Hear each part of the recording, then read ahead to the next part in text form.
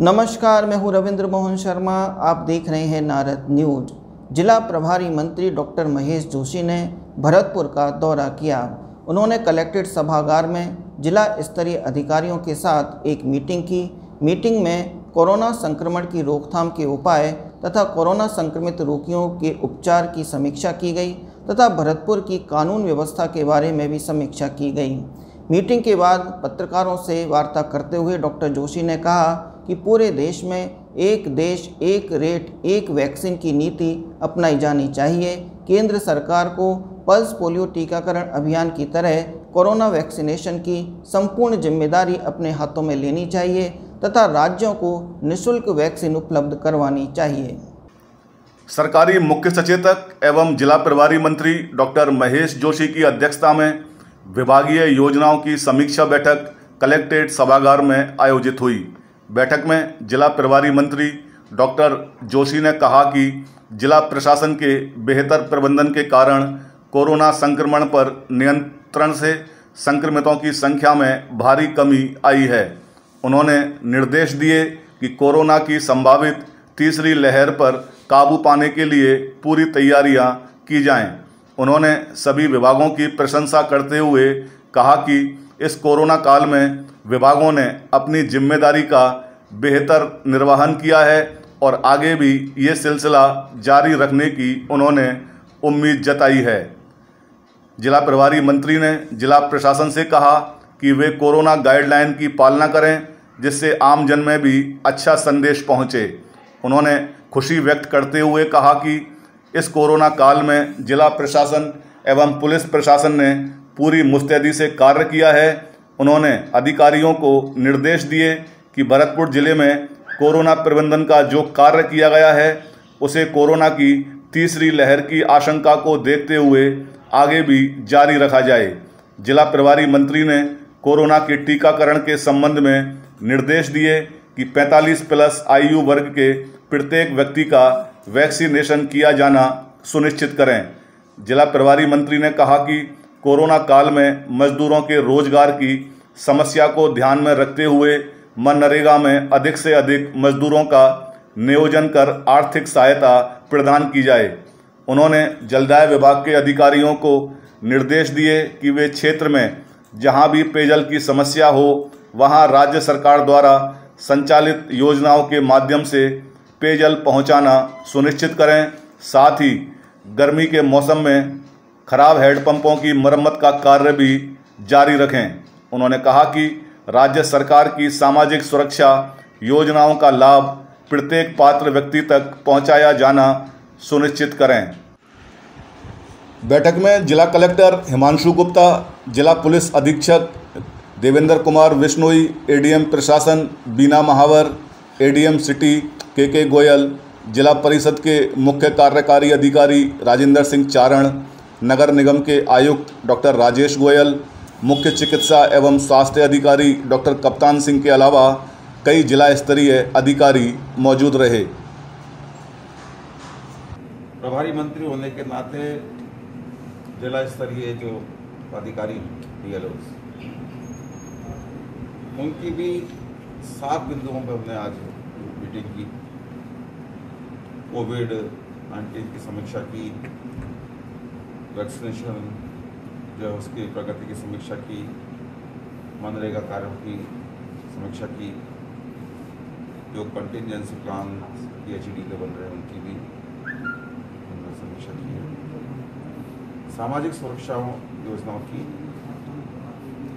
और जो अनुग्रह सहायता राशि दे रही है सरकार उसके साथ साथ जिले में राशन वितरण, इन सारे बिंदुओं पर हमने आज जिला स्तरीय बैठक में इनकी समीक्षा की।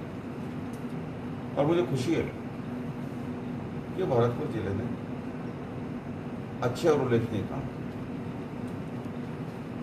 चाहे वो सामाजिक सुरक्षा संबंधित मामले हों, अनुग्रह राशि के मामले हों या खाद्य सुरक्षा से जुड़े हुए राशन वितरण का मामला हो, पेंशन की बात हो, इन सारे चीज़ों में कई अधिकांश जगह पे भरतपुर जिले ने 100% उपलब्धियां हासिल। साथ ही मनरेगा कामों में जो लक्ष्य है उसको हम शीघ्र उसको हासिल करें। इससे लोगों को बुआई का टाइम भी आने वाला है, उससे पहले कम से कम एक सुरक्षित महसूस करे हमारा किसान कि हाँ उससे पहले का समय उसका अच्छा नहीं। भरतपुर जिला इस स्थिति में है कि हम ये कह सकते हैं कि हमारा अच्छा काम। कोविड-19 में आप देख रहे हैं कि पेशेंट्स की संख्या कम हो रही है, बल्कि यहाँ तक कि वैक्सीन जो कोविड सेंटर्स बनाए थे उनमें भी आज बेड्स खाली हैं, वेंटिलेटर्स खाली हैं। ये एक अच्छा प्रयास रहा प्रशासन का, सरकार का, कि हम इस स्थिति में आ सकें। ये तो सामान्य हमने आज ही चर्चाएं की और समीक्षा की, लेकिन आज जिस एक और उद्देश्य के तहत मुझे बात करनी है वो है कि हम वैक्सीनेशन के बारे में कि फ्री यूनिवर्सल वैक्सीनेशन होना चाहिए, ये मांग केंद्र सरकार से कर। वैक्सीनेशन की जो स्थिति है वो आपसे छिपी हुई नहीं है कि कोविड-19 से बचाव का अब सारी दुनिया देख रही है कि जो एकमात्र स्थायी उपाय है वो स्थायी उपाय टीकाकरण है, वैक्सीनेशन। लेकिन वैक्सीनेशन जिस तरीके से किया गया, केंद्र सरकार ने इसका एक तरीके से डिजिटल डिवीजन कर दिया, डिवाइड कर दिया इसको। पहले बोले 60%, 60 साल से ऊपर वाले, फिर 45 साल से ऊपर वाले, फिर 18 साल से ऊपर वाले। ये नहीं होना चाहिए, सबके लिए टीका मुफ्त होना चाहिए। इस राज्य के चुनाव के वक्त प्रधानमंत्री जी ने इस तरफ इशारा भी किया था, लेकिन आज हम देख रहे हैं 45+ वालों का वैक्सीनेशन केंद्र सरकार कराएगी और 18+ वालों को, 18 से 45 के बीच के जो युवा हैं उनसे केंद्र सरकार ने पल्ला झाड़ा। ऐसा नहीं होना चाहिए।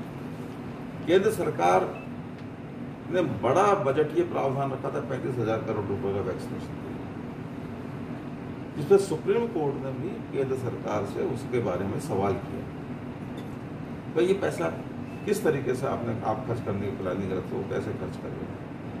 कांग्रेस बार बार इस बात को कर रही है, राजस्थान सरकार इस बात को कर रही है, भाई हमें आप वैक्सीन को उपलब्ध कराइए।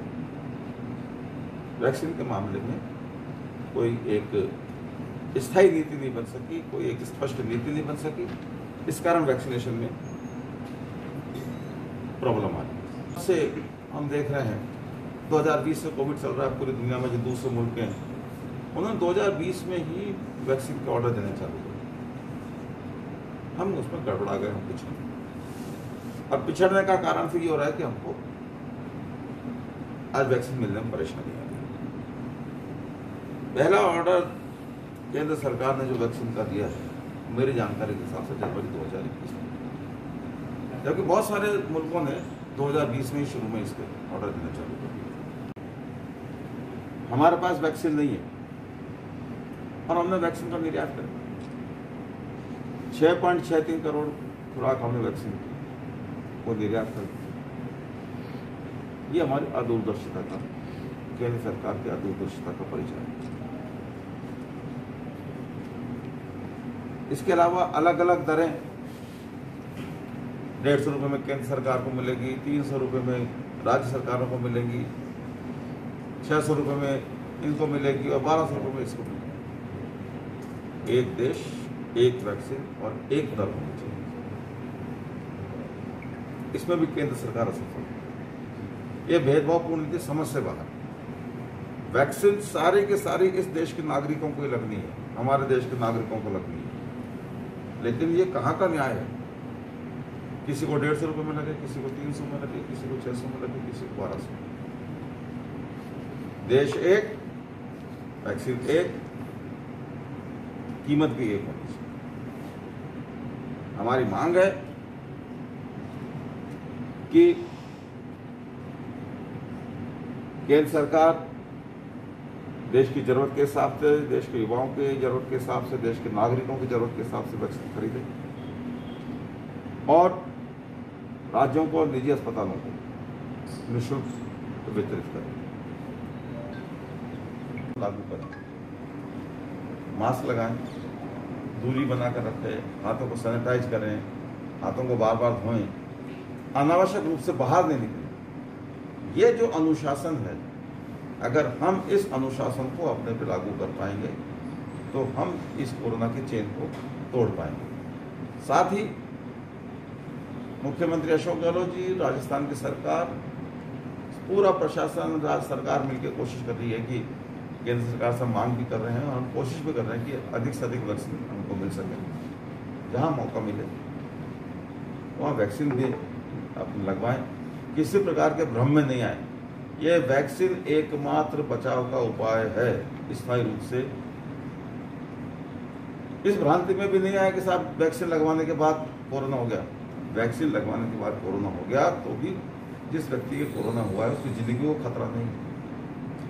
ये समझ लें, वैक्सीन से बड़ा कोई उपाय नहीं। अपने वैक्सीन लगवाएं, खुद के लिए लगवाएं, अपनों के लिए लगवाएं कि आप भी सुरक्षित रहें, आपके लोग भी सुरक्षित रहें।